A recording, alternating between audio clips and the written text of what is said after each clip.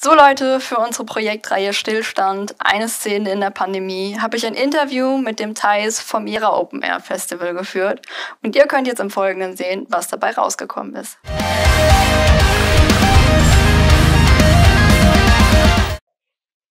Actually, first, of course, we had 2020.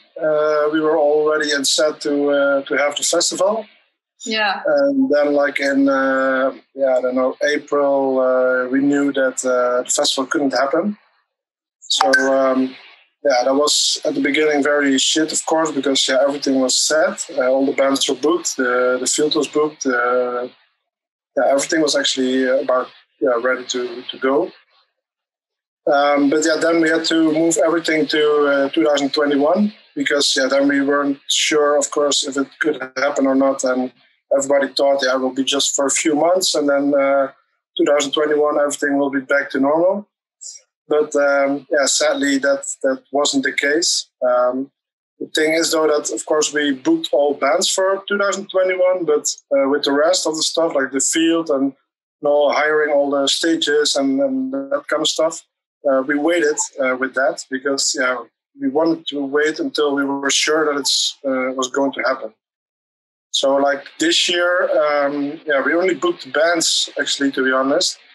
And now we officially know that it's not going to happen this year, but we didn't announce it yet. We are again booking the same bands for next year as much as we can. And when we have this complete or about complete, and we expect that in 1 or 2 weeks, then we will say that 2021 will not happen again, and we will directly announce bands for 2022. Also, so the bands can say that they cannot come this year, but they will come next year. So basically, that was it for us. And of course, we're constantly busy and hoping that something can happen. But everything was like a bit on a low level. So this year for us it was less terrible than last year. Also because we are all volunteers, so we all have our own jobs, and this is just actually for fun what we do next to our normal jobs. So it doesn't hurt us financially. Okay. So that's a good thing. Yeah. And of course, now we didn't have that much work because we didn't start anything until we knew that was going to happen. Yes. Also, with my child, she's now 1 year and a month, so for me it was good. So I had a lot of time with her instead of doing all the work for the festival next to my job. Oh, that's nice to hear. So although it's not really nice that it can't take place, but I mean, you had time with your daughter, and that's also very important.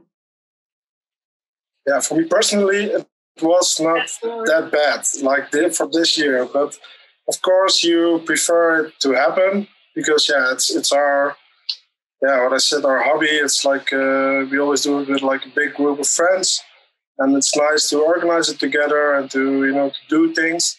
And now, everyone is just waiting and don't know what to do. And so that's a bit the shit thing that you're not sure. Yeah, if there was like a set date, okay, tomorrow or next year, Corona will end or everything can go back to normal, then you can work to a certain date and work to that. But now you don't know. Sure, it's not constantly changing like every 5 minutes. So, of course. Yeah, and also... we have our lineup is like I think 90% from foreign countries. Yeah. Also, our audience is more than 50% from another country. So even if it was possible, how many people can they come from another country? Can they not? And that's constantly changing, like you say. And that's also why we now decided to move it to next year because we cannot wait any longer. And we are pretty sure that it cannot take place on the way we want it to take place. That's something I also want to talk about. But first of all, I would like to hear something about the current situation of the pandemic in the Netherlands. So what is your opinion about that? Is it reopening or isn't that not the case? My personal opinion? Yeah. Or what's happening in my personal opinion, of course, is reopening, but on a secure way, because I don't know if everything what we are told is true, and I'm not sure if all the rules are good, the extra rules that they put in. But still, I don't want, for example, that our festival that some things happen because of the pandemic, that people get infected and die from that, or like their parents because of we don't want that to happen. So of course we want it to take place, but only when it's possible to do it on a safe way. Sure. The people are most important to us because, like I said, we are all volunteers, so we are not financially depending on it. So we had the last years that it was happening, they were good years for us, and because we are a non-profit, the money just stays in the company, actually waiting for the first next episode. Yeah. So of course we want it to happen and we want to organize it, but it's not a must for us. It's better to be safe than be in danger or something like that. Yeah, definitely. What measures should be taken to make events possible again in the near future? So what can the visitor do? I don't know, but I think that what you also see in here now, that people need like a vaccine passport. So they have to be tested negative or prove that they had the vaccine, or that they just had corona, and so they have like things inside their body that can face it. So I think it's going to be that, but of course it would be better if it's just free for all and doesn't matter. And that again, we want it to be safe, so we don't want to cause things because we don't play it safe. And I think we have to listen to what the government tells us. And we are not the only festival around, so there are so many festivals. So they will have rules, like normal rules for every festival, and we will just do like we are told. So my next question is, or if the festival takes place, what are the financial effects on the ticket price due to higher hygiene regulations? The ticket prices for the customers, we will try to keep them the same as we had in 2020, but it might be that it will be a little bit higher. But for us, it's most important that we always have big discussions about the prices, and actually we always wanted to keep it as low as possible. Also, again, because we are non-profit, so we don't have to make profit. Of course, it's good, but if not, it's not a big issue.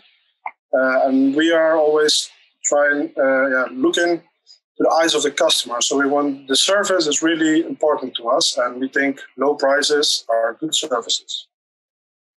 But of course, we also have costs. And for example, if all the things we hire and all the bands get way more expensive because of the pandemic, we also have to hire the price tickets, because we cannot make big loss, because then we can do it 1 or 2 more years and then it's gone because we don't have money anymore. So for us, it's important to keep safe, but we will do everything what we can to keep the prices as low as possible. And actually, we also try to keep them a bit the same as we had the last year we did it. So 2019, 2020. But I think it's totally understandable as a fan that a price will be higher than normal because everything is changing. But that's what I said. We don't want to make it higher because just to make it higher. Yeah. But only if we see that all the costs that we have will be a lot higher, then of course we have to take it in account with the ticket prices that we sell. So our aim is to keep it the same as we had. So I mean, that would be nice. Yeah, that works. But okay, we already talked about the vaccine and the passport. So what do you think? Should festivals be made available only for visitors with vaccination, or is a valid PCR test enough? I think it's really hard to make a good give a good answer on that, because I'm pretty open in it. I'm not to one side or not to another side. I think that that depends on what's most safe. If, for example, festivals that will take place this year in September or November, and they will do it with a PCR test, and it turns out that it's not really safe, then of course I prefer everyone to have vaccine. But on the other side, people shouldn't be, how do you say it? I don't want to tell people that they have to be vaccinated to go to a festival. Yeah. Because it should be everyone's own choice. So if it's up to me, and if it's safe, if it's proven safe, then for me, everybody should be able to come. Like with a negative PCR test, or with a vaccine, or not with a vaccine. But still, safety of the people, that's most important. And we are not the first festival in the season, so we will for sure look at other festivals, see what happens there, how they handle it, and also what's in our own power to do. Because if the government gets restrictions, then of course we have to handle to that. So I think I don't want to give an own personal opinion or reason about that. I just because that's also personal, and I have to think in the festival. And for the festival, we just want to have everyone who's there a good party without being scared or without, being unsafe. So it's a really hard subject, of course. Yeah, definitely.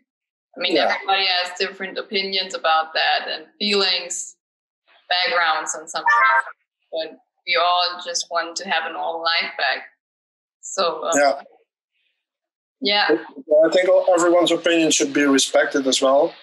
But then there's also a hard thing if, for example, the vaccinated people say, okay, we don't want to be at a festival with people who are not vaccinated, or the other way around, like, okay, we're not going to exclude people who didn't have a vaccine because, let's say it's 70-30 in percentage. You will lose 30% of your guests, for example. I don't want that too. So. Yeah, I mean, it's hard to make everything right. I mean, there's always somebody who's complaining about something. But I mean, you need to make sure that the fans are safe and that you are on the right side and on the safe side. So I guess it's really hard to handle this. Yeah, it is like that.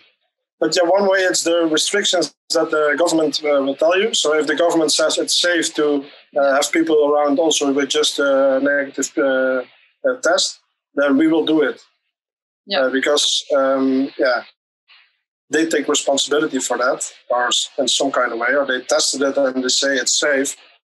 So then, of course, we will do it like that. But if the government says, you can only have 10,000 people at your ground if they are all vaccinated, because otherwise it's not safe, then we probably have to do that. But the good thing is that we are not the first festival in season, and also not the first festival that will take place probably. So we can look at other festivals and see how that works and how they do it. And if it works out or not, or what you can improve, make better, and something like that. So, what are your current and future plans with international artists? I mean, it's, as you said, it's really hard and difficult to book them because of the situation. You don't know if they can come over or not, if they need to be vaccinated or something like that. So you just can't...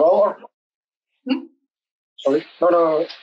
So you just book the bands and nothing more. Yeah, well, our future plans is to grow every year, step by step, a little bit, or at least until a certain level. And we had like a buffer we made for that, so we can do it. And we will also extend our program in 2022. So it will be bigger, better than ever. And that are our plans. So we have to book international bands, because if we only look at Dutch bands, then there's it's really not a big scene on bands in Holland, so you don't get really big bands. So without international bands, we are lost actually. So we have to do it, and we are almost full with our lineup for next year. So they are all international bands, but again, like bands from America, for example, they will tour all through Europe, and they need to have their vaccination or tests.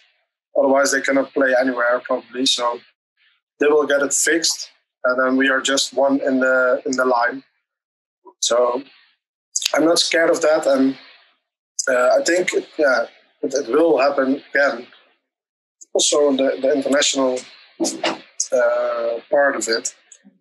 Our plans is just to do what we do because we think we do it okay, and we just want to grow step by step, and just organize a nice festival for punk, hardcore, metalcore fans, where all the big bands of the world will play. I hope you will receive it. I mean, how would you like to develop? I mean, would you like to do more social media work, or I don't know, because of the awareness of the bands? Like how we want to grow, or of course, with social media, like we are putting in more professionals every year, not like us because we stay volunteers, but external professionals will help us or take some work from us to do that, and therefore we get, of course, more professional. Also with bigger lineup, the field gets more professional every year. Like I said, our whole organization grows step by step. Basically that. Okay. We have another question, and we thought a bit about the past. So, what actions should have been taken in the past, or what would you have liked to have seen from the government?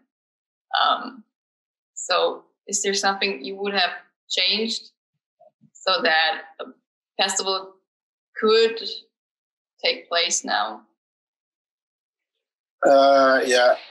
Like they say, if you get sick from it, like there's 2 weeks that you can spread it.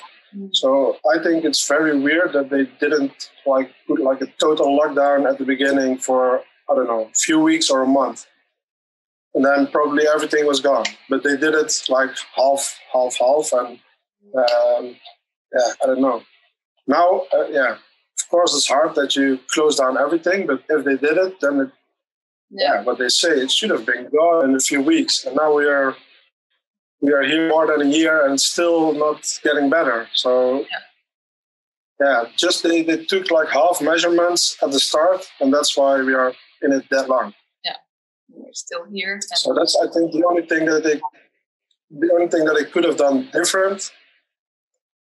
Yeah, and for the rest, it's like I said in the beginning, for us also safety is the most important thing. So we are not better than any other bar or sport or everything that they prohibited. So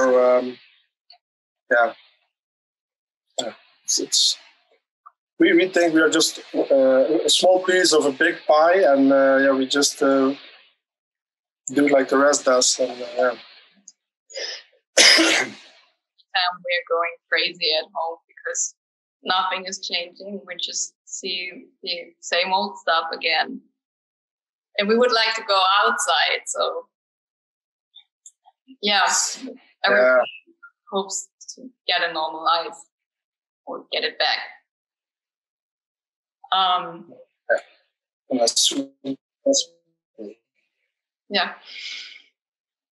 And just get a vaccine and stuff, if that's possible. So how do you see the role and possible development of live streams? I mean, is that an enemy for a festival? For me, not at all. Like, come on. What? Like, if you go to a festival or you see a live stream. Yeah. Maybe, if we had a festival in the winter, maybe then I would be a little bit scared. But in the summer, people want to go to a festival. They don't want to be behind their laptop watching live stream, like, alone. I don't know. I don't see the problem. No, me neither. I don't know, like, the next generation, maybe they have, like, 3D. Yeah. And then it can be like you're really in it, but I think a festival is more about the atmosphere. If you really want to see a band, you go to a club show because it's way better than on a festival. But the festival is just the overall and all bands together and all people together, and everyone who likes the same music as you is there, and you can just see a band and start shouting, sing along a song with someone else you don't know, and next hour is your best friend. So that you don't get that with live streams. No, you're just a lonely person at home sitting there and drinking your beer alone. And yeah, that's it. Perfect night. For me, this is not. I think for us, it's not a risk, but I can imagine that, for example, concerts, venues, shows that are also inside. So maybe for some people, they think it's more dangerous or something like that with the with the pandemic now, and bands doing live streams. So maybe then they prefer sometimes to get a live stream instead of going to a show. But for us, Summer Festival, I don't see a risk in that. Do you think the atmosphere will change on a festival? Might be. That's the thing. I think maybe the first year can be that people are more scared.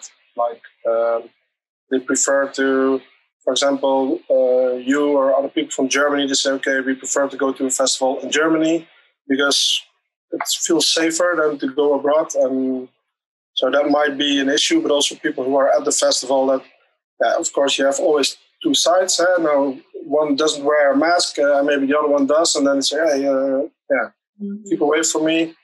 So it will probably happen that people change their minds a little bit and are more scared to get close to other people, like some people, so not everyone, but there will probably be. So that can change the atmosphere a little bit. But then again, I think when I look at our audience, they are always so nice and lovely people, and they all get along good, and there's never fights. So I don't expect that to happen now. But can always be that some people just are scared aggressive. Well, we hope it will be normal. I mean, I guess it will be strange to see so many people at one place. Yeah, true. But I saw a live stream of a gig of Madball in New York with 2,000 people. Yeah. So there, it just looked like it was 2019. Do you think the festival will survive next year? So with the financial stuff, with the money? I think that depends. Like every festival is different. Like I said, for us, we were not financially hurt by the pandemic. So we will be back strong and big. But if you have a professional or a festival with professionals working there, then of course, you have a different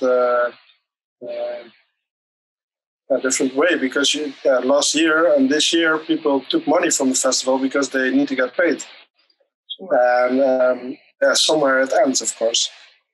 So I think some festivals will fall probably, but I cannot see other ones' situations, so I'm not sure. But I just know that here on air, there's no danger for us. If we are able to, we will be back for sure. And like financially, we were not hurt, and we are just eager and waiting to get back. So you're on the safe side. Yeah, it will be nice to see you growing. and hopefully it will take place next year. So I will be definitely there. Okay, so when I see you there, I'll give you a beer.